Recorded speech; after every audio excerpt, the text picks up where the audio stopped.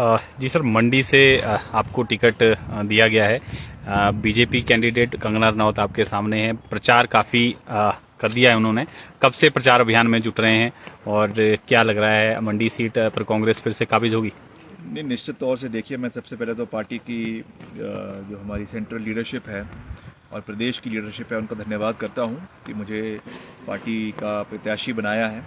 हालांकि मैंने party ticket के लिए अप्लाई नहीं किया था और मैं तो यहाँ पे शिमला ग्रामीण की जनता ने मुझे बड़े अच्छे मार्जिन के साथ दूसरी बारी जिताकर भेजा है और मैं यहाँ पे लोगों की सेवा कर रहा हूँ और साथ ही प्रदेश सरकार में भी जो जिम्मेवारी मिली है उसकी भी जो है मैं पूरे तरीके से लोक निर्माण विभाग के मंत्री के रूप में, शहरी विकास मंत्री के रूप में अपनी पूरी सेवाएं दे रहा हूं।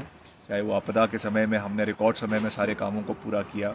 अभी करीबन 3000 करोड़ के सड़कों का निर्माण कार्य पूरे प्रदेश के अंदर चल रहा है, तो हमने पूरी मजबूती से काम करने का प्रयास किया। दिल्ली से पूरा सहयोग लेकर आए। अभी हाल ही में 150 करोड़ रुपए हम दिल्ली से लेकर आए और वो उससे भी जो है रेस्टोरेशन का काम चल रहा है।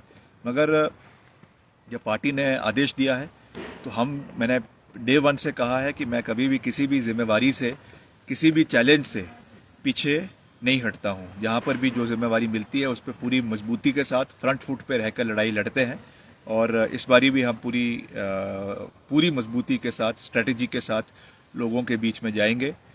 मंडी संसदीय क्षेत्र का मैं वैसे भी बहुत धन्यवाद करता हूं क्योंकि यहाँ की प्रबुद्ध जनता ने कांग्रेस पार्टी का तो समर्थन किया ही है, मगर मेरे परिवार का भी बहुत समर्थन किया है। करीबन 6 बार यहाँ से जो है 3 बार मेरे स्वर्गीय पिताजी और 3 बार श्रीमती प्रतिभा सिंह जी को यहाँ से जिताया है। तो निश्चित तौर से लोगों का बहुत प्यार, मान सम्मान और आशीर्वाद रहा है।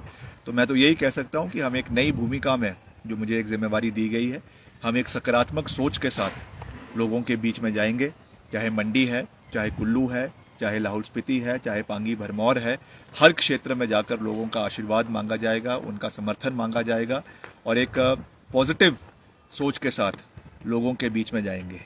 क्योंकि मंडी संसदीय क्षेत्र एक ऐसा क्षेत्र बन चुका है जहां पे आज केवल प्रदेश की नहीं मगर पूरे देश की मीडिया की नज़र है। मगर मैं आपको ये विश्वास दिलाना चाहता हूं और खास करके मंडी संसदीय क्षेत्र के लोगों को ये विश्वास दिलाना चाहता हूं कि हम इस चुनाव को बिल्कुल भी ग्लैमराइज नहीं होने देंगे और यहाँ के जो असली मुद्दे हैं उनके ऊपर चर्चा होगी।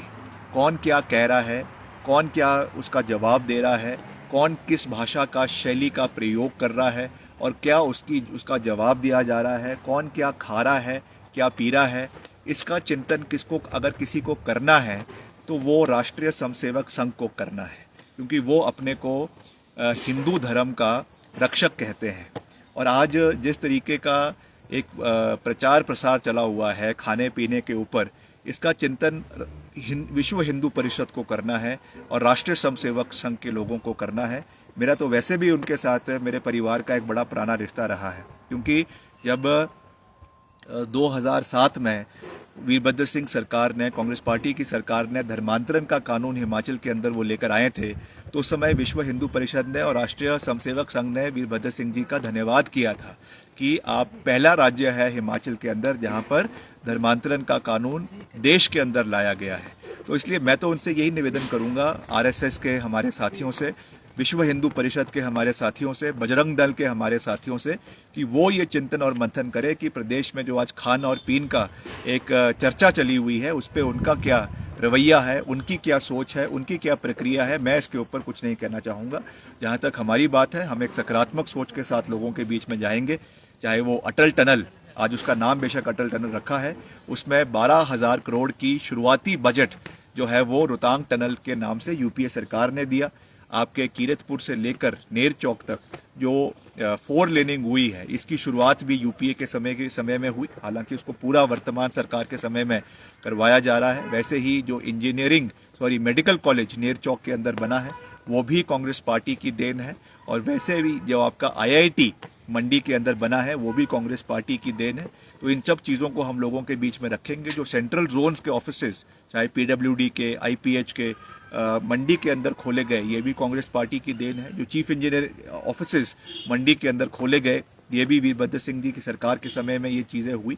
और खास करके आपदा के समय में ये मुझे दुख है इस बात का कि सबसे ज़्यादा नुकसान अगर कहीं पूरे प्रदेश में आपदा में हुआ तो वो मंडी संसदीय क्षेत्र के अंदर हुआ। ये हमारे लिए कोई गर्व की बात नहीं है, मगर ये तो एक नेचुरल क्लैमिटी है। मगर उसमें हमने दिन रात, हमने करीबन 1 हफ्ता 10 दिन तक उस क्षेत्र का लगातार दौरा किया, चाहे मनाली है, कुल्लू है, पतली कुल है, बंजार है, सैंज है, नेर चौक है, बल है, आपका लंबा थाज का इलाका है, थुनाग का इलाका है, भांवला का इलाका है, सरकाघाट का इलाका है। मैं खुद व्यक्तिगत रूप से वहां पर गया बतौर पीडब्ल्यूडी मिनिस्टर, और हमने दिन रात वहां पे रेस्टोरेशन का काम जो है वो सरकार के माध्यम से करवाया। रिकॉर्ड समय में सड़कों को खुलवाया।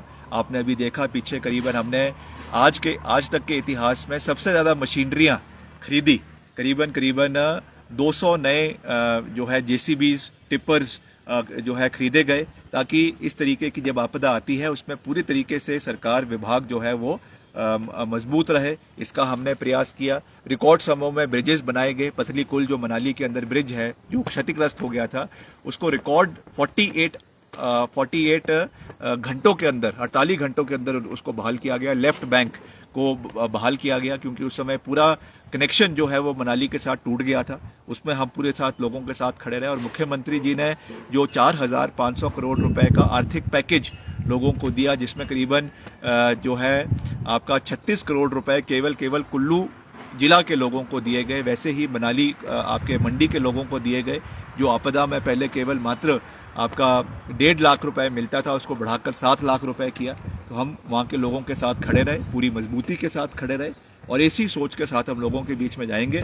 और हमारा क्या विजन मंडी संसदीय क्षेत्र के लोगों के लिए है, हमने हमेशा पूरी मजबूती से केंद्र सरकार से भी सहयोग लिया है, और जैसे हमने अपने विधानसभा क्षेत्र का या हिमाचल के मसलों को पूरी प्राथमिकता के साथ विधानसभा में उठाया, वैसे ही पूरे मजबूती के साथ हम, अगर यहाँ से हमारी विजय होती है, जो हमें पूरा विश्वास है कि होगी, तो हम यहाँ के मुद्दों को पूरी बेबाकी के साथ केंद्र सरकार के समक्ष जो है वो उठाएंगे, लोकसभा के अंदर उठाएंगे, और आपके मंडी संसदीय क्षेत्र का डंका पूरे देश के अंदर बजेगा, इसका मैं पूरा विश्वास दिलाना चाहता हूँ। एक जयराम जी काफी सक्रिय हो गए हैं मंडी में, हर प्रचार रैली में कंगना जी के साथ दिख रहे हैं और आप पर लगातार निशाना साध रहे हैं। कल उन्होंने कहा है कि जिन्होंने रुलाया उन्हीं के नाम पर अब विक्रमादित्य सिंह वोट मांगने जाएंगे। नहीं, देखिए ऐसा है, इनकी बातों से मैं विचलित होने वाला नहीं हूँ। हमारी पार्टी एक लोकतांत्रिक पार्टी है, और मैंने पहले भी कहा है कि डिफरेंस ऑफ ओपिनियन कई चीज़ों पे हो सकता है। यहाँ पे ऐसा सिस्टम नहीं है कि एक आदमी को ही बोलने का अधिकार है, बाकी के मुंह के ऊपर जो है वो टेप लगी हुई है। सबको बोलने का भी अधिकार है, सही रूप से रखने के भी अधिकार है, और जो भी चीज़ें थी हमने हाईकमांड के समक्ष रखी है, और उन्होंने कहा है कि सब चीज़ों का निवारण किया है, और उसके बाद ही उन्होंने मुझे भरोसा जताकर यहाँ से पार्टी का नुमाइंदा बनाया है। तो मैं ये कह सकता हूँ कि हम पूरी मजबूती से लड़ेंगे, एकता के साथ लड़ेंगे, इकट्ठे मिलकर लड़ेंगे, और जयराम जी को ज़्यादा चिंता करने की आवश्यकता नहीं है। मैं उनका बहुत मान सम्मान करता हूँ, मगर मैं आपको ये पूरी मजबूती से कह सकता हूँ कि हम मंडी संसदीय क्षेत्र को जीतेंगे और जीतेंगे। सर, जयराम जी ये भी कह रहे हैं कि इस्तीफा भी दिया आपने, और फिर प्रतिभा सिंह जी ने भी ये कहा कि मैं इलेक्शन नहीं लड़ पाऊंगी। वो अपनी चिंता करे ना, हम क्या कर रहे हैं क्या नहीं कर रहे हैं उसकी चिंता उनको क्यों हो रही है। वो अपने विधायकों को संभाले, अपने जो यहाँ से विधायक गए हैं उनको संभाले, जो उसकी वजह से जो उनके पार्टी के अंदर घमासान मचा हुआ है वो उसको संभाले। वो हमारी चिंता क्यों कर रहे हैं। हम अपना काम खुद कर लेंगे जो हमने करना है, और हम लोगों के बीच में जाएंगे और उनका जनाधार प्राप्त करेंगे और जीतेंगे। इसलिए वो अपनी चिंता करे।